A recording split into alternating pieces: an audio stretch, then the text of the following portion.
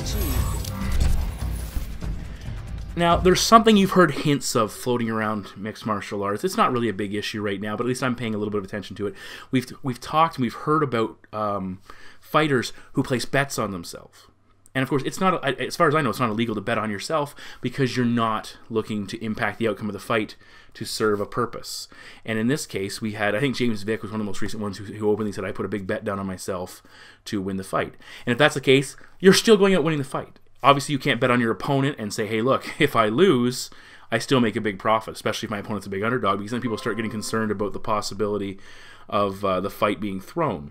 Now, where I do start to get concerned, and I'm not saying this was the case, but I did read somewhere, I can't remember where I read, someone posted a comment, is that if a fighter fights to create a certain outcome, and the one I'm looking at is John Jones versus Anthony Smith. John Jones didn't pay much to win that fight, but John Jones to win by decision paid a huge amount.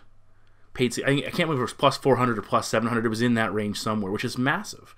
And someone had posted, they said it felt like John Jones was fighting to win a decision. And I thought, is it possible that he could have bet on himself to win by decision and cashed in huge? Knowing everyone expected him to finish Anthony Smith, he's just finished Alexander Gustafsson. But John Jones saying, hey, if I can carry this guy through 5 rounds, I'm gonna just have a huge payday on this bet alone. That's massive. It might not even be him doing it exactly, but he's having people bet on his behalf. And I'm curious to see if something comes of it in the not-too-distant future. If the UFC comes out and says there will be a no, you're not allowed to bet on yourself. You're not allowed to bet at all in a fight you're involved in. If it's discovered that you are, you'll be suspended. Obviously, there's ways around that. You have people bet for you wherever. It's very hard to police that. But it might not be worth the risk if you get caught and you're suspended or kicked out of the UFC for doing it. But either way, now we see fighters potentially skewing the results. And it's not like, okay, I got to go out there and knock this guy out because I picked him to knock him out. Well, that's fine. But if it's a fight where I could finish him, I'm in a position. At any point in time, he could have stretched out Anthony Smith and landed ground and pound. Hats off to Anthony Smith for surviving. But if he recognizes all I have to do is carry this guy through 5 rounds, land ground and pound, control the position, not do too much, that's going to keep this fight, get this fight stopped, but still not, make sure I'm not in any damage. Is that something that happened? I'm not saying it did, but again, something worth paying attention to going forward.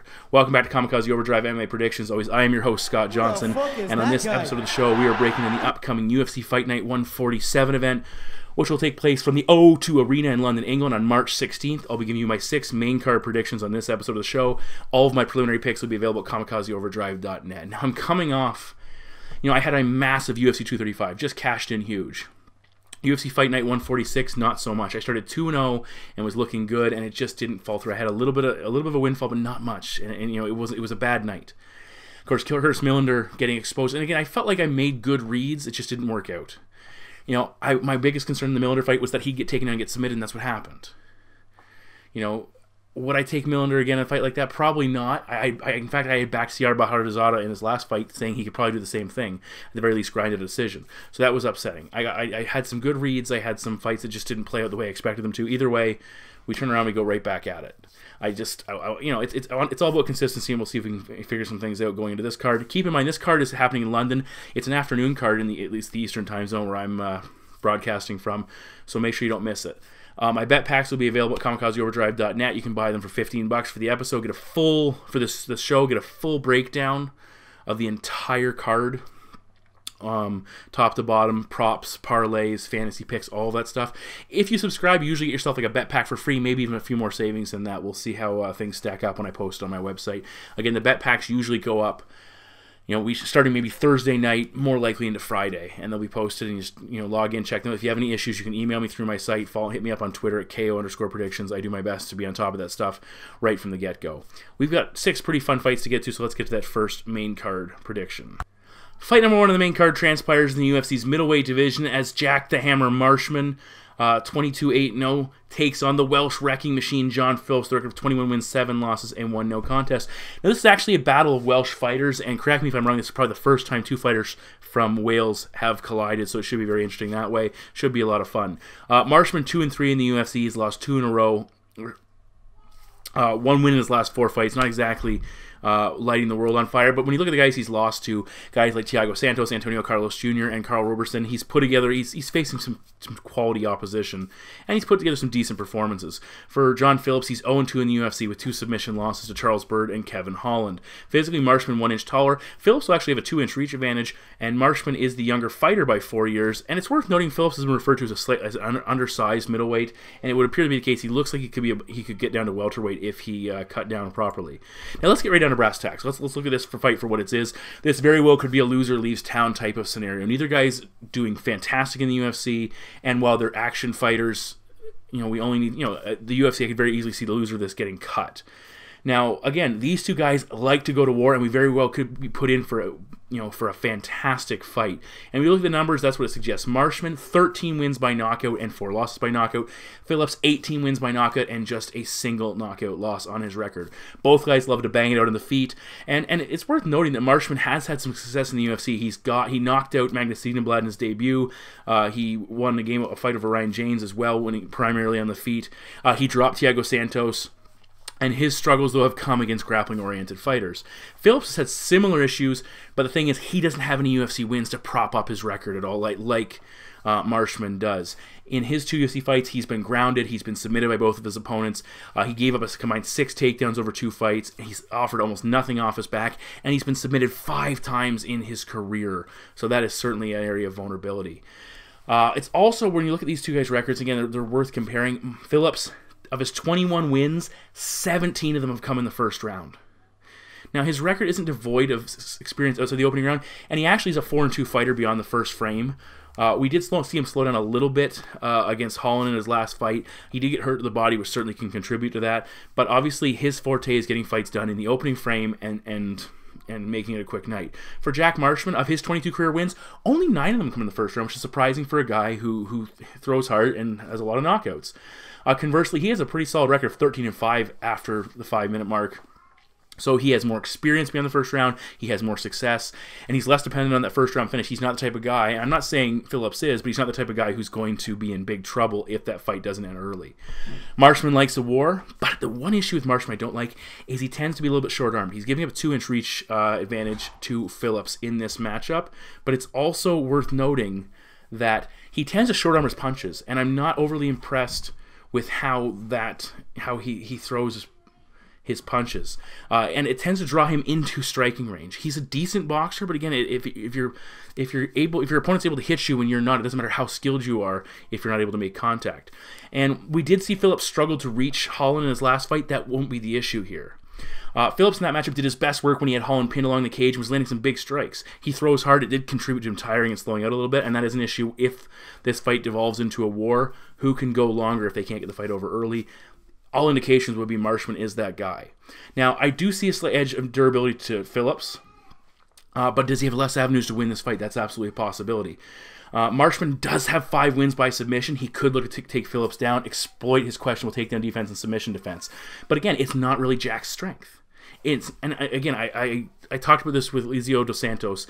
I don't like picking fighters who have to go outside of their comfort zone, have to go beyond what they do well and do on a regular basis to win fights.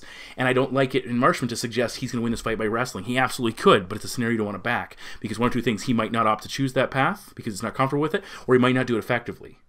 So that's worth it. So if I don't like to back him and expect him to deviate from his style. I think when you look at this fight, Marshman likes to get drawn into striking battles, and he's taken damage against lesser strikers. His fight against James was a win, but it wasn't an impressive victory as far as I'm concerned. I think Phillips is going to have success here. This is the type of matchup that he really enjoys. I think he's going to press forward. He's going to pressure Marshman, and we saw him against Holland have a lot of success, especially once he got him backed up to the cage, landing big bombs. And I think Marshman's chin's going to get checked here. He's got a couple knockout losses on his record, and eventually Phillips is going to overwhelm him. It's going to be a fantastic fight. My prediction is John Phillips to defeat Jack Marshman by knockout. Cutting down 15 pounds to the welterweight division, we see Hot Chocolate Danny Roberts, 16-3-0, taking on Claudio Hannibal Silva with a current record 11 wins and 1 loss. Now, Roberts is 5-2 in the UFC. He's coming off back-to-back wins over Oliver Enkamp and a split decision win over David Zawada. So a pretty solid run for Roberts here. For Silva, he has been in the UFC since 2014, but he only has 3 fights. And he's won all of them. He beat Bradley Scott in his debut. He won a controversial split decision over Leon Edwards. And he's coming off a surprising submission victory over Nordine Taleb. So again, some noteworthy noteworthy guys he's defeated. It's also worth noting the fact that Silva's Brazilian is significant, but he lives in London, or at least he has, and he's trained in London, so he might be Brazilian, but it's not really a road game for him. He's going to be very comfortable in his surroundings. It's not going to put him out of his element to be fighting overseas, especially with Roberts being the local. Now, physically, Roberts 2 inches taller, he'll have a 3-inch reach advantage, and he is 5 years younger than Claudio, and Silva's been out of action for 10 months, and he actually went 3 years between his last 2 fights. He fought in 2014, then he fought again. It was over 3 years. It was in early 2018. So it's worth noting that he's used to layoffs, and this isn't nearly the biggest one he's dealt with. Now, looking at Danny Roberts first, he's a very diversified fighter. He can strike, he can grapple. Silva is primarily a grappling specialist. I'm not saying he couldn't come in and knock Danny Roberts out, but his forte is on the floor, and it's a skill that's far greater than anything else he has to offer. Roberts has 7 wins by knockout, 5 wins by submission, but he's not going to submit Silva here unless he hurts him and puts him in a position where Silva has to tap because he's not doesn't have all his faculties with him. Silva, on the flip side, 2 wins by knockout, 7 wins by submission, including Nordine Taleb. He has 4 by rear naked choke and 3 by armbar, so he's got 2 go-to moves overall. Now, the way I look at this, Danny Roberts absolutely has to keep this fight standing. I'm not telling you anything you don't already know. He has to force Silva to work hard, outstrike him, maybe drag him in the second half of this matchup, and just be the better fighter on the feet. For Silva, he has to cut off the cage, close in on Roberts, and put him on the mat. Don't let him up once you get him down. Capitalize on your positional advantages. Silva has landed 7 takedowns over his 3 UFC fights. In each of his decisions, he picked up 3, and of course against Taleb, he created a scramble, got Taleb down, eventually landed 1 confirmed takedown, and eventually got to his back and finished that matchup. Now, he was struggling in the early stages of that fight, and Taleb had some success until Silva, again, got in a dominant position and eventually got the submission. Controversial fashion, there was the whole, you're holding my glove, and then Silva capitalized. Either way, we're moving past that.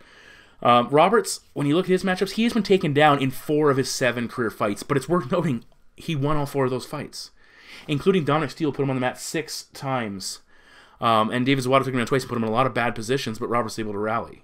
And we did see in that David Zawada matchup, we saw Danny Roberts finding himself in some trouble. He was on the floor, he was scrambling versus Zawada, and Zawada kept getting good positions, was attempting submissions. And I had Roberts in that matchup, and I felt he was very fortunate to get a split decision victory. Now, again, I'm not saying Silva can follow that recipe, but I'm saying if Roberts puts himself in similar positions, he might not get to go to a split decision. The grappling exchanges also with Roberts seem to wear him down, and it becomes easier to get him to the floor. And in fact, had Zawada not faded at the end of that fight, it might not have been a fortunate outcome for Danny Roberts. Now, Silva's never been a big output striker. He relies heavily on his grappling. He manages to keep it close on the feet.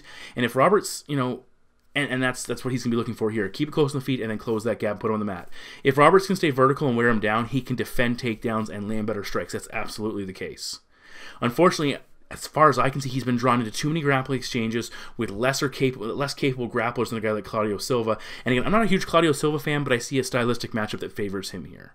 I think Silva's going to get him down. He's going to grind on him. He's eventually going to wear Roberts out. And unless Silva gasses hard or Roberts puts him out on the feet, which he hasn't showcased a ton of knockout power, some, but not a ton, I like Claudio Silva here. So my prediction is Claudio Silva to defeat Danny Roberts by submission. In the UFC's bantamweight division, we have a matchup of the prospect Nathaniel Wood with a record of 15-3 fighting of the United Kingdom, taking on Jose Quinonez with a current record of 7-2. He will be fighting out of Mexico. Now, Wood is coming off his 2nd UFC win in as many fights, both of those coming by submission. He has won 7 in a row overall. For Jose Quinonez, he's put together a nice little run. He's won 4 consecutive bouts after debuting with a loss in the Ultimate Fighter, Latin America Ultimate Fighter finale, tournament finals, actually. For Quinonez, he is 2 inches taller. They have the same reach. Wood is the younger fighter by 3 years. Now, Jose, as I said, he's put together a nice run. He has landed takedowns in all 4 of his victories, and he's averaged between 50 and 60 significant strikes. That's a nice little run. That's a nice little compilation of offensive stats. He has fought smart fights. He's faced fighters with grappling liabilities. He's capitalized. He likes to work into the clinch and drag into the ground, and again, it's an effective way of fighting. The big question is, can he do that against Nathaniel Wood in this fight? Wood has 4 wins by submission, including his 2 in the UFC. When he fought Ewell in his last matchup, he recognized that Ewell was very vulnerable on the mat, capitalized and eventually finished him. Big ground and pound, really smothered Ewell and eventually tapped him out. Neither man is an overwhelmingly strong wrestler, so it's not like I can say one guy or the other is going to come in and absolutely dominate on the mat. They're both very crafty grapplers, enough to be a threat on the floor, but I can't anticipate either one having a decisive edge in the mat game. For Quinonez, he just has 2 wins by knockout, and he's not nearly as active as Wood on the feet, so there is something worth looking at there. Conversely, Nathaniel Wood, 9 wins by knockout, and I'd say he has a sizable edge in power over Quinonez, who has been stopped once by TKO, and actually when he fought Ishihara in I think it was his last fight, he was hurt in that matchup near the end of the round, and was having some trouble with the striking exchanges, especially near the end of the rounds where Teruto Ishihara was finding some success. On the flip side of things, Wood is very hittable. He's willing to take damage. He got cracked by Johnny Eduardo and was in a little bit of trouble in that matchup. He got pulled into a slugfest in a fight where he was probably slightly faster and probably a more technical striker than Johnny Eduardo, had some success. Eventually had to go to the ground and finish him, but still, he got hurt in that fight. Does Quinonez have the type of power to capitalize on Wood's defensive liabilities? I'm not sure. And I don't think he's aggressive enough or has the power to get Wood out of there if he does hurt him. And in fact, if he gets drawn into those striking exchanges, it's probably going to favor Nathaniel. It's also worth noting Wood is fighting at home, which will be huge for him. It should push him to perform better. And for Quinonez, that's a long way to travel for a matchup. Wood is the more aggressive striker. He's more dangerous on the feet. And unless Quinonez can find an unexpected grappling edge where he's absolutely able to take Nathaniel out of his element and put him on his back and neutralize him, or he's able to catch him in exchange and put him down, I think he's going to struggle to find avenues to victory here. And I think eventually Nathaniel, he showcases his power in this matchup after showing a little bit of submission skill. And my prediction is Nathaniel Wood to defeat Jose Quinonez by knockout. And now we get into the really heavy fights, the really fun fights on this card. For this matchup, we were in the UFC's light heavyweight division as Volkan Oezdemir, ranked 4th in the division, former title challenger, fighting out of Switzerland, 15 wins and 3 losses, takes on Dominick, the Devastator Reyes, undefeated at 9-0, fighting in the United States. Now, this is a big fight in the light heavyweight division. Reyes is looking to position himself for a shot at the title. For Oezdemir, he is trying to stay in the hunt. Now, for Dominick, he's undefeated, as I mentioned. He's 4-0 in the UFC with a couple of stoppage victories. He had a decision win over OSP, nearly got the stoppage at the very end of the fight. Unfortunately, didn't happen. Which was just his second non-first-round victory for his career. He had a decision early in his career, so it was a good learning experience. For Oezdemir, he started with 3 consecutive victories to kick off his UFC run, including 2 quick knockouts, a split decision over the aforementioned OSP in his debut. Then he lost to Daniel Cormier in the title fight, and then he lost to Anthony Smith in the follow-up matchup. And we're going to talk about that. Reyes, 2 inches taller. He'll have a 2-inch reach advantage. He's a southpaw, which is worth noting as well, which could raise some issues with Volkan Ozdemir's power punching. And they are the same age. Now, for Volkan, he was rushed to the top as far as I'm concerned. The UFC was looking for a non-John Jones, non-Alexander Gustafsson title contender. He put some good wins together. He got in there and he got smoked by Daniel Cormier. And then he had that post-title fight letdown scenario against Anthony Smith. I had Anthony Smith to win that matchup. Smith was able to pull it out after a little bit of a rough start. The question is, now that he's got that loss out of the way, is he refocused? Especially having John Jones as the champion, that's a different stylistic matchup. And people would look at that and say, okay, maybe Oezdemir can put a couple wins together and be back in contention. Is that a motivator to get him back in the gym and get him fighting in a better state of mind? Now, for Reyes, he knows with Anthony Smith just fighting for the title, he knows they're looking for new title contenders, and this is a huge opportunity. Obviously, Thiago Santos is on the cusp of fighting for the championship. Johnny Walker's a name on everyone's lips and talking about him as well. Reyes could be the next in line after those two. Get one more win later in 2019 if he comes out with a victory here, and then could get a title fight in early to mid 2020. Huge opportunity for him. Now, when you look at Oezdemir, what does he do well? He is 11 of his 15 wins have come by knockout. He can generate a lot of power in short range. He stopped both Jimmy Manuwa and Misha Cirkunov at close range, especially along the cage. When he fought Anthony Smith, once he backed Smith up to the wall, he was unloading with big combinations and trying to get him out of there. On the flip side of things, if he can't blast him out of there and get that finish, it seems to impact his gas tank, and that is an area of concern. In fact, Anthony Smith, I kind of recognize this as something that Oezdemir has had issues with, and Anthony Smith game planned for it. He wanted to wait him out, survive those early onslaughts, let him punch himself out, start to slow down, and eventually over a 5-round fight, Anthony Smith felt he could get the better of him in the later stages and get the victory, which he ultimately did. Oezdemir had cardio issues on the regional scene. In his debut, which a lot of people attributed to being a late notice fight, but still it was worth noting, and again we saw it with Anthony Smith. Now, when you look at Dominick Reyes, what does he do effectively? He's a big man. He's got a great frame for this division. He fights very long. He's got big power, but he doesn't go chasing the finish. When he fought OSP, when he got OSP back to the cage, he unleashed a lot of good offense. He was landing hard and long strikes. He was mixing in kicks. He was being diverse. He was being unpredictable, and it was very hard for OSP to defend against. He does a good job of slipping in and out, again, mixing up his offense. He's patient. He avoids overcommitting, and I like that in a fighter like him. He's calculated. Now, as far as takedown defense, which is something OSP attempted to exploit, He was able to defend takedowns for the most part. He did get put on his back a little bit, but he got back up a lot of occasions. And I love the way he lands those hard elbows. He gets that good wide base underneath of him, and he starts dropping those elbows. And we've seen them most recently at UFC 235 put an opponent out who's digging hard for a takedown and commits to it and gets his head in a bad position. Now, we have seen Reyes go offensive on the ground with some takedowns, some ground and pound, some submissions, and that's an area we've seen Oezdemir struggle a little bit with, especially once he gets tired. That combination of the two is certainly a liability. Now, when you look at these two guys, how do they win this matchup? Volkan can absolutely win it by knockout. Most likely, though, he is limited to the first 5 minutes, possibly 10. He starts again to slow down, and especially if he looks for those early finishes and can't get them, it just saps his power, and before you know it, he's no longer as effective and no longer as dangerous. If Oezdemir attempts to wrestle Dominick Reyes, he could find success early, but again, he could also gas himself out, even if he lands takedowns. Just the simple pursuit of them, the risk-reward or risk-return is simply not going to be there, and it has to be a concern. Now, for Dominick Reyes, he can fight long to keep Oezdemir out of range and slow him down. He can use his power along the cage, or he could even consider wrestling with Oezdemir, mixing all of those scenarios up. Ultimately, the way I look at this is Dominick Reyes has the power to get him out of there. He might need to stretch it out a little bit. The OSP fight was an absolutely fantastic experience to build upon coming into this matchup, and I think we see a better Dominick Reyes as a result. I'm just not sold on Volkan Oezdemir outside of scoring that flash knockout. Again, he absolutely could, but my prediction is Dominick Reyes to defeat Volkan Oezdemir by TKO. We move now to the co-main event of the evening, and for that we're in the UFC's welterweight division as Leon Rocky Edwards, ranked 10th in the division, 16-3-0, battles the 13th ranked Gunnar Gunny Nelson with a current record of 17 wins, 3 losses, and 1 draw. Now what we have here is a pair of European fighters who have had a successful run to date in the UFC, and they're trying to make that jump to the next tier. And again, both guys recognize, in fact, Leon Edwards has fought him already, there is a champion who is going to be looking for challengers. They would love to be in that opportunity to fight for the title. Nelson, he's been on the cusp. And, you know, despite the fact that Leon Edwards is ranked higher than him, Nelson's been in the rankings longer. And, in fact, some people would look at this and say Nelson is kind of defending his spot and saying, hey, you know, Leon Edwards, if you want the spot, you're going to have to take it from me. If you want to be permanently considered one of the top European welterweights, you're going to have to beat me to maintain it. And you look at these guys, they've fought. It's impressive. For Gunnar Nelson, he has wins over Alex Oliveira, Alan Jouban, Albert Tumanov, Zach Cummings, and Omari Akhmedov, and his 2 losses against Santiago Ponzinibbio, and who's a future title challenger, and Damian Maia. For Leon Edwards, he has wins over Donald Cerrone, Peter Sabata, Brian Barberina, Vicente Luque, which is a massive victory, and also Albert Tumanov. And his last loss in the UFC came against the current champion.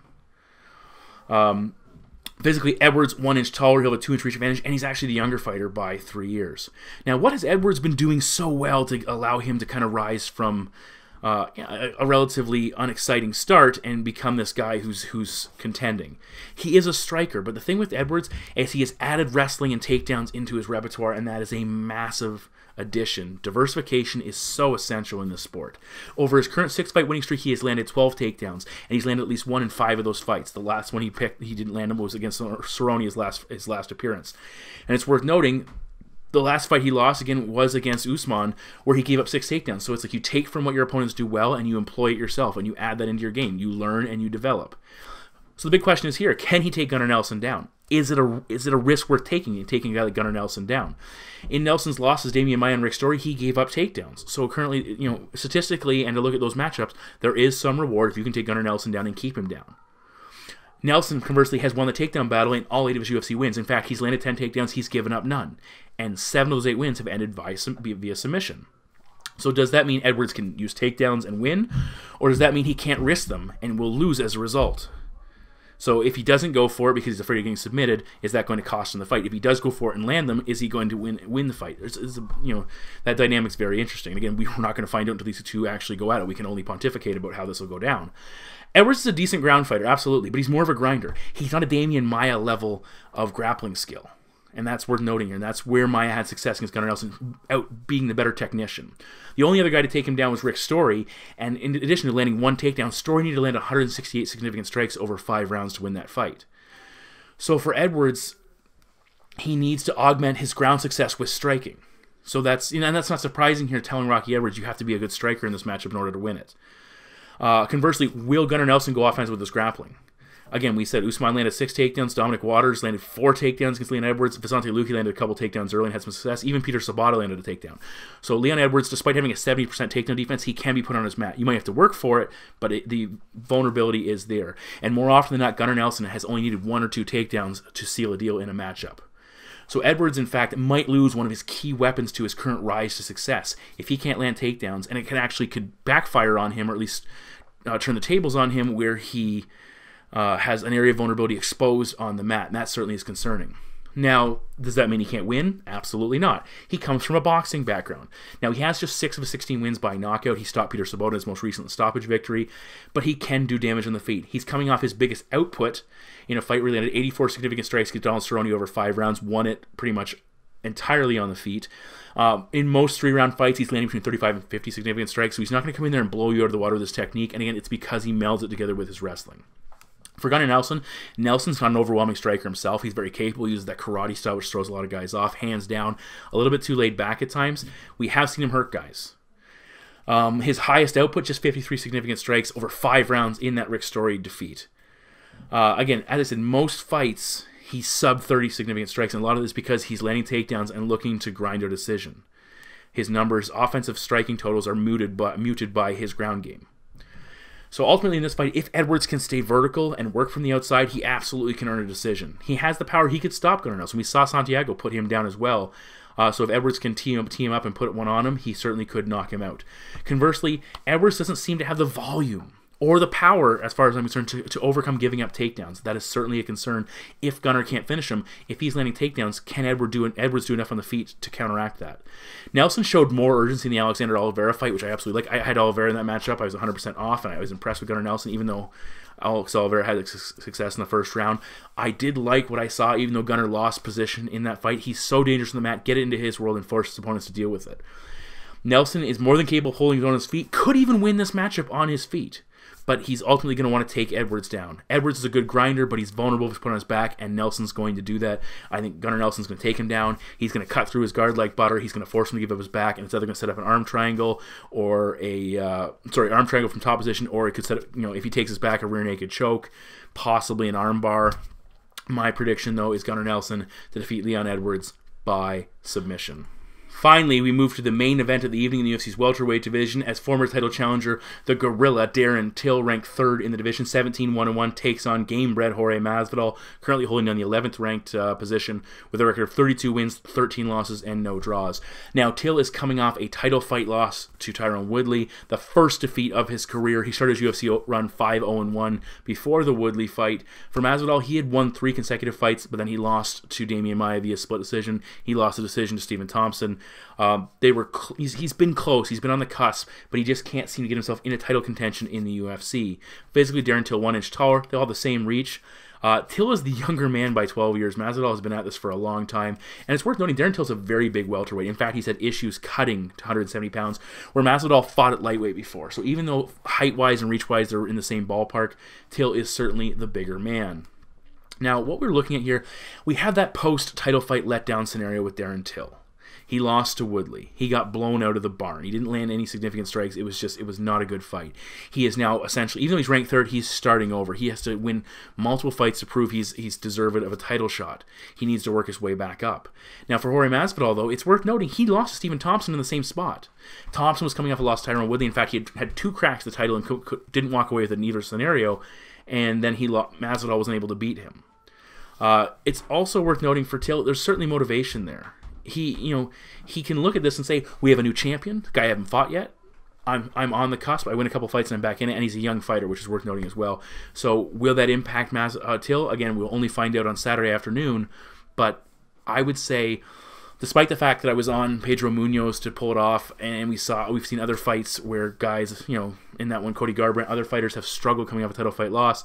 I don't know if it'll affect Darren Till quite as much.